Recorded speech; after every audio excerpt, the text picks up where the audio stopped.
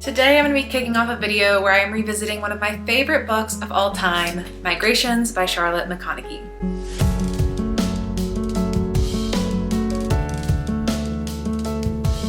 I first read this book in the beginning of 2021, briefly after it came out towards the end of 2020. And then the last book I have that I read this month is one that is now probably on my all-time favorite list. When I finished it, I just sat and cried for like 5 minutes because it was just such an emotional release from getting through this. I just love the way it layers a character's story with the greater climate crisis. Oh my gosh, this book is so good. I literally could cry just thinking about how much I like this book. This book does such a good job of exploring trauma. It was so good. I don't even remember how this book came on my radar, why it came on my shelf, and why I decided to read it. But I'm so glad I did because it has forever been one of my favorite books of all time. If anyone's looking for a general recommendation, I always talk about this book. I just love it so dearly. And something about loving it makes me want to revisit it, but also makes me afraid to revisit it because I don't know how that will go. Will I love it just the same?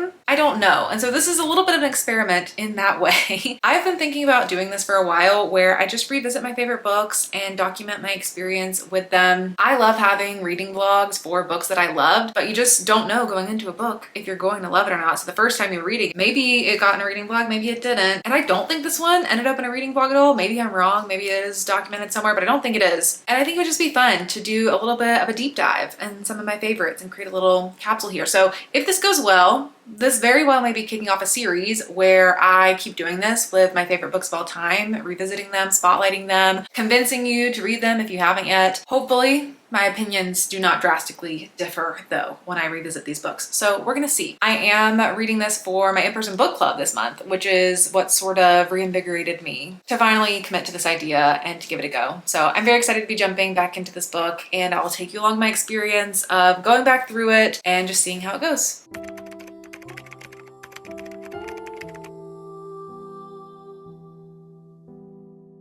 The animals are dying. Soon we will be alone here. Once, my husband found a colony of storm petrels on the rocky coast of the untamed Atlantic. The night he took me there, I didn't know they were some of the last of their kind. I knew only that they were fierce in their night caves and bold as they dove through moonlit waters. We stayed a time with them, and for those few dark hours, we were able to pretend we were the same, as wild and free.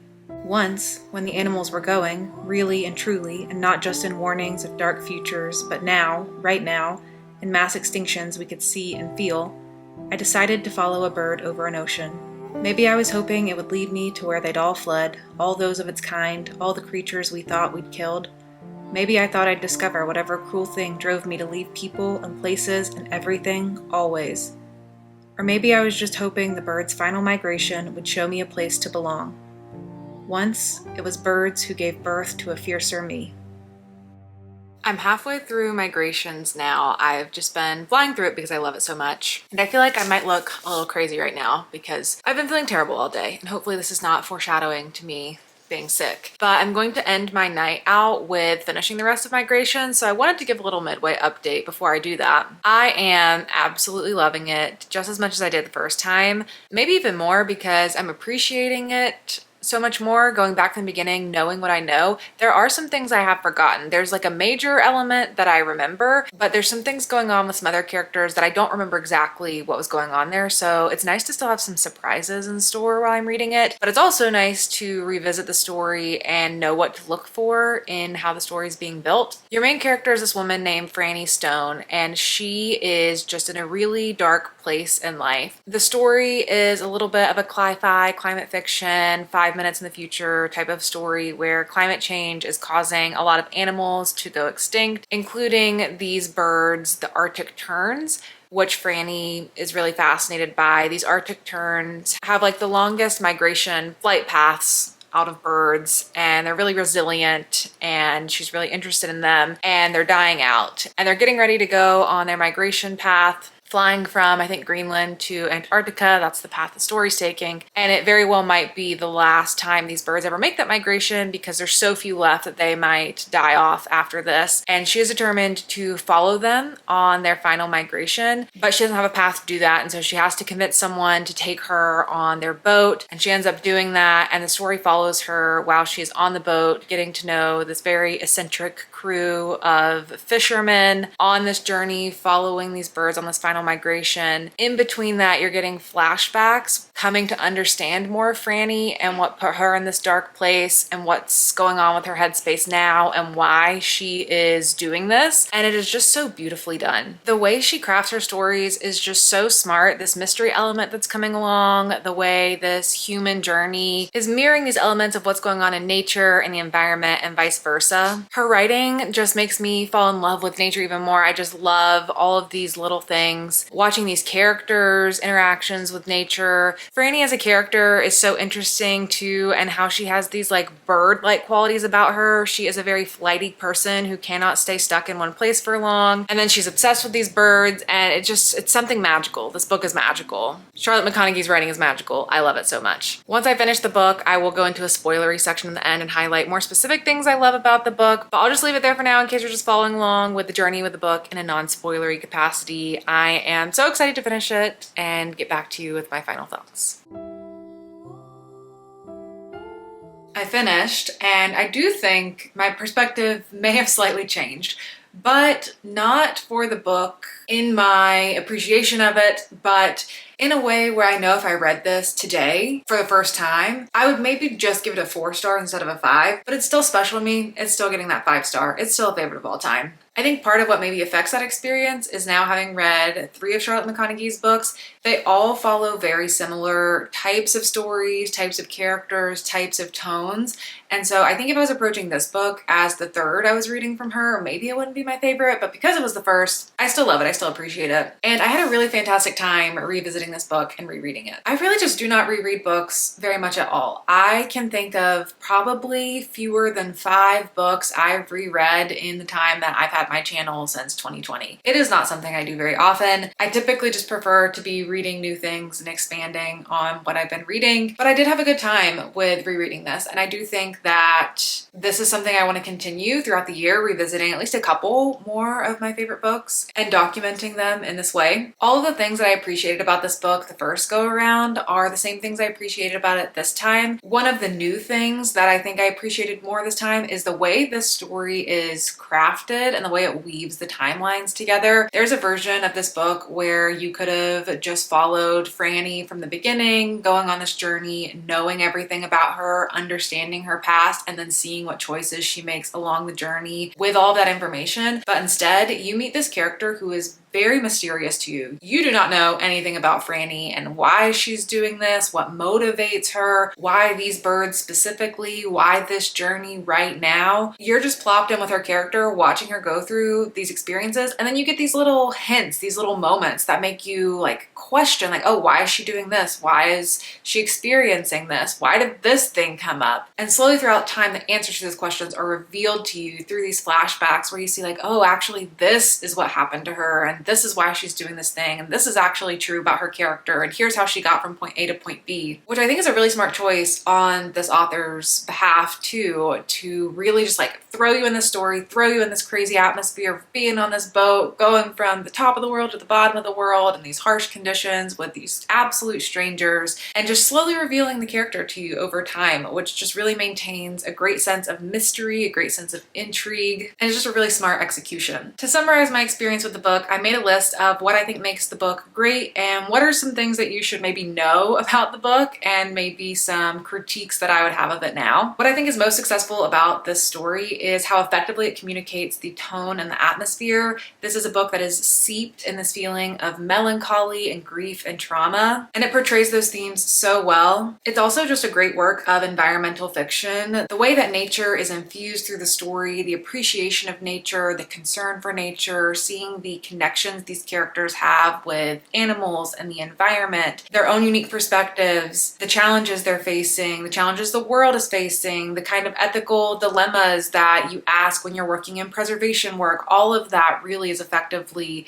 seeped through the story, and it really moves you and just makes you think about these things and elicits that feeling of concern for the environment in you as the reader too, which is really impressive. And as I mentioned, the way the story is crafted, the way the timelines weave together does a great job at keeping you really engaged in the story and slowly revealing these characters to you over time. If I had to criticize anything about the book, I will say the more I read from this author, the more I am starting to recognize her works as being a bit melodramatic, which isn't necessarily a bad thing. It is just the types of emotion that comes out through her work. Franny Stone may be a very unrelatable character to you. She's very dramatic. She makes choices that I definitely don't make in life. She cannot sit still. She is constantly seeking something else. I saw in a review someone describe this book as communicating a sense of melancholic wanderlust, which I think is a great way to summarize it. And that's not something that I experience in this particular way whatsoever. She is someone who seriously cannot keep her feet planted on the ground, in the sense that she ran away for the first time when she was 10 years old, and she constantly is sleepwalking and finding herself drawn to the ocean. It makes her a very unique character, and I enjoy those things. I like characters that are completely different from me, but that might be something that is difficult for you. You might not be agreeing with her choices, and that might make it difficult to relate. And if that's important to you, that would be something to know about the story. And what I did not remember from my first go around with this book is it does leave some things unresolved and leave you with some questions in the end. Not necessarily huge questions that have a big impact on the story itself, but some things that would have been nice to see wrapped up. I would have liked the ending to go on a little bit longer, get a few things wrapped up, get the answers to a few of these small questions. It would have just been nice to have a sense of closure. And since reading this book, Charlotte McConaghy has come out with 2 other novels, which I've also read. I thought I would share my rankings for them as well. Migrations continues to be my #1 favorite, followed by Wild Dark Shore, and then Once There Were Wolves. But I will say I've enjoyed all of these novels a lot. I would recommend all of them. Because they are very similar though, I do recommend spacing them out a bit. I would not necessarily say you should read them back to back to back because they might blend a little bit for you. They follow similar types of characters, similar types of themes, so it'd be good to spread them out over time. Before wrapping up, I did want to share some quick spoilery thoughts going into some of the questions I was left with, some of the critiques I maybe had. So if you don't want spoilers, thank you so much for watching. I'll see you in my next video. If you do want spoilers, we will jump in. What I would say is the main mystery and the main reveal in this story is that you find out that Franny's husband has actually died many years ago and that she was responsible for his death. Throughout the story, I think that she does a really good job not lying to the reader, but having Franny lying to herself so that that is hidden from you. She's an unreliable narrator, but not in a way where the author is lying to you and then like, never mind, I lied. It's in a way that the main character is lying to herself and lying to the people around her because she has not accepted that. And I think that also works because it's not the first time in her life she's done this. Her own mother died and she found her mother dead. And then for years, she thought her mother left her and she was looking for her and she was going out trying to find her mom until eventually her husband was like,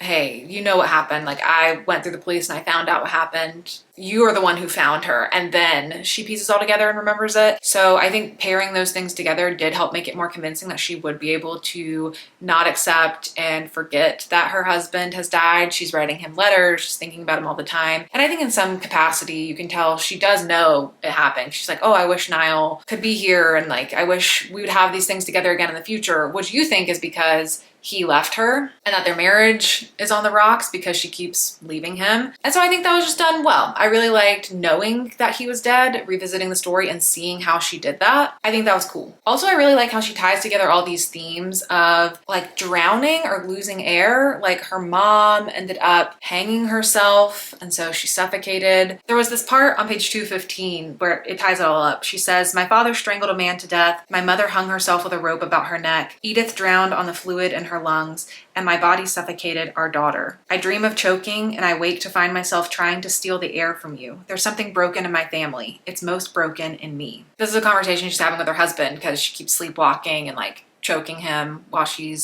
sleepwalking. She lost a pregnancy, her grandma died, her mom hung herself, her dad strangled someone else. I don't know that I can tie a specific significance to that feeling in particular of like losing air and why that is the thing that ties them all together. But I do appreciate that it's interesting and artistic that all of these things are tied together, and how she is understanding the story of her life and the things that happen to her as she sees it, the reason that she is the way she is. That's really realistic to the stories we tell ourselves about our own trauma, that we're always looking for these grander narratives, these grander meanings into why we are the way we are. So there might not even be an actual meaning for those things to be connected. And in fact, Niall says back to her, like, your body did not suffocate our daughter. That's his immediate pushback to her. So these things might not even be truly connected, but she's seeing connection in them and finding them to be tied together, because that is the story she's telling herself of all the trauma that she's faced in her life, which is very realistic to just how we process things, and just an artistic choice that I liked in the story as well. While I do not experience this sense of wanderlust in the way that she does, where she truly can't stop moving and will just go 4 hours away overnight and just go on these adventures and just feels this need to keep moving. She feels this constant pull to the ocean. She feels this connection with birds. That's not something I can relate to at all, really. I mean, I like exploring the world, but not, to this degree. I think this is very rare that someone would live this way. I find her to be such a fascinating character to follow because of that. She is just like a bird. And I like this comparison to these Arctic terns and how resilient they are, and seeing her go on this journey of deciding at the beginning that she wants to go on this migration and end her life at the end. And at the last moment, she decides to not do that, that there are still things worth fighting for. Just tells a beautiful story. As for some of the things that came to my attention this time, or that I didn't remember, things that I would critique, there are some things we just don't get the answers to. Like, we don't ever know who her dad killed or why, which doesn't really matter, but is, just something that I would have liked to find out, especially because at the end of this whole story, she does end up going back to jail, and then she's released, and he's the one who comes and picks her up, and they haven't had a relationship her whole life. So in general, I think that was an interesting choice to have him be the one who picks her up. But because it's him, I do kind of want to know those things about him. I personally would have preferred for it to be someone on the crew who picked her up, like Ennis. I think he was a really interesting mirror character to her. He's someone who has similar trauma, makes similar choices, and she really had to see that in him and to recognize the fault in him, to be able to recognize the fault in herself. I think it would have been nice to see them ending the story together and see what different choices he made and how he was changed by this journey. Also, one of the characters on the boat, Leia, ends up in a scuffle right at the end when the police are coming for them. She hits her head, and Franny never knows if Leia dies or not, and that never gets resolved either. We never find out, did she die? Did she not? And again, it's not incredibly significant to the story, but it is just something where I'm like, I would have loved to just, put a little tiny bow on that and know what happened. And then one other thing in the story, I feel like you have to suspend your disbelief in terms of just like understanding who Franny is as a character in general. There's so many times that she like goes into freezing cold water and ends up completely fine. And I just wonder, would that be possible? I don't know, maybe it would be, but there's so many times that she ends up going in the water after people, putting herself in these crazy circumstances, and just moves on and everything's completely okay. The only time she suffers long-term physical damage from that is in a flashback. You learn about her walking in the snow after the car crash that killed her husband, and she ended up losing 2 toes. So maybe it would have just made it a little bit more realistic if she had some more like physical things that were happening after that. But because it happens so often in the story, I'd find myself being like, wow, like that might kill you, or that might really seriously damage you. And she's just kind of like going in the water and coming out like everything's totally fine. And in that final moment when she's deciding to end her life and she goes into the water and then she changes her mind and decides to come out, that's also something I think could have been expanded on a bit at the end. It's a pretty quick decision that she makes, and it is driven by, they finally get to this place at the end of the journey. It's her and Ennis right there at the end, and they find all of these birds, and that's such an emotional, moving part of the story too. That's when I found myself crying in this version, or in this reread of reading the book. I think the first time I was crying, just in general from the whole story, but about finding out about her husband and all of that coming up at the end. In this version, when she finally sees the birds, that's when I just felt this sense of catharsis and found myself crying with the story too. And so that's what she's thinking about when she is deciding to end her life. And she's like, there's still these birds, there's still things to fight for, there's still an earth to nurture, there's still a purpose for me to go on with my life, and that's what makes her decide to come out. But with the whole book being her convicted that this is what she's going to do, of course there's these moments where there's these cracks in it, right? There's these things that are, giving her glimmers of hope, giving her glimmers of purpose. But then right at the end, it's just that very brief final choice that she makes. Maybe if that could have just been expanded on a little bit, or just see a little bit more at the end of her changing her mind on that, maybe like questioning it as she's going into the water, having a little bit of a longer battle with herself. I still love this book and so many things about it. This is just, if I had to look for things to critique, these are the things that came to mind. Revisiting the story again, now that it's been many years, now that I've read other books from this author, those are some things that, you know, I would like to see just for the sake of going into spoilers. But all in all, I still love this book. I think it's wonderful. I would recommend it to anyone. I love this author's works. I can't wait to keep reading more from her. And I'm so glad I did this little project of revisiting this story. And I'm very glad that it went well and that it didn't end up making me completely change my mind about the book. So let me know down in the comments below. Have you read Migrations before? What did you think about it? And if you haven't read it, did I finally convince you to pick it up? But that is it for me. Thank you so much for watching, and I'll see you all in my next video. Bye.